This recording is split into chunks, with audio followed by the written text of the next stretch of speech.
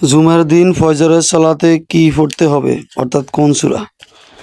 হযরত আবু হুরায়রা রাদিয়াল্লাহু তাআলা আনহু হইতে বর্ণিত, তিনি বলেন, নবী সাল্লাল্লাহু আলাইহি সাল্লাম জুমার দিন ফজরের সালাতে এই দুইটি সূরা তেলাওয়াত করতেন।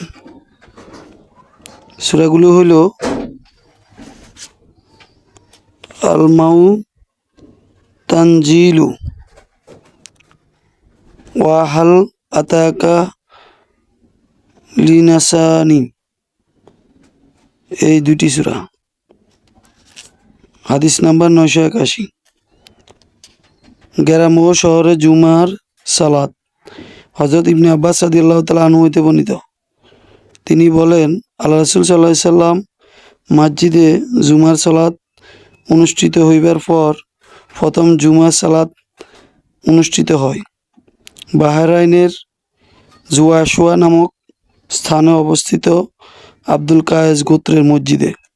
হাদিসটি সহিহ বুখারীতে 892 এবং 4371 নম্বরে রয়েছে। হযরত ওমর রাদিয়াল্লাহু তাআলা আনহু হইতে বর্ণিত, আমি রাসূল সাল্লাল্লাহু আলাইহি সাল্লামকে বলতে শুনেছি, তোমরা ও সকলেই দায়িত্বশীল। লাইস ইবনে সাদ আরও অতিরিক্ত বললেন, পরবর্তী রাবি ইউনুস রহমতুল্লাহ আলাইহি বলেছেন, আমি একদা ইবনু শিহাব রহমতুল্লাহ আলাইহির সঙ্গে ওয়াদি উল কুরা নামক স্থানে ছিলাম।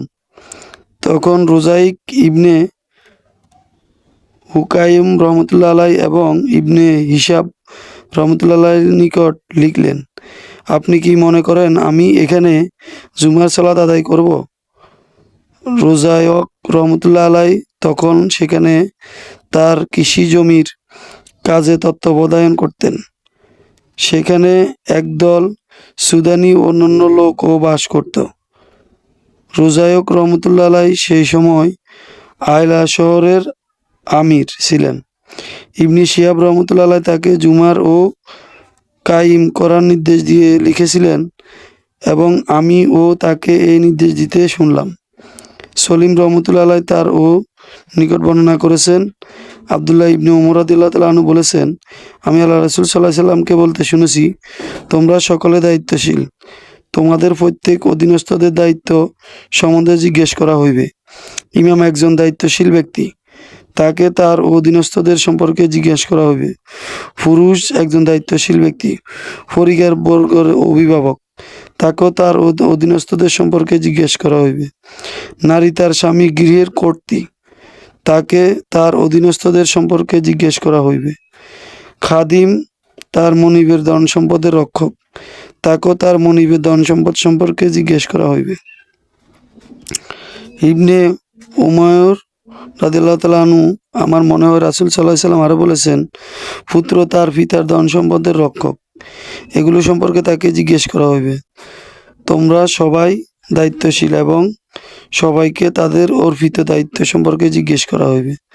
হাদিসটি সহিহ বুখারীতে 893, 24009, 2454, 2558, 2751, 5188, 5600, 7138 নম্বরে রয়েছে।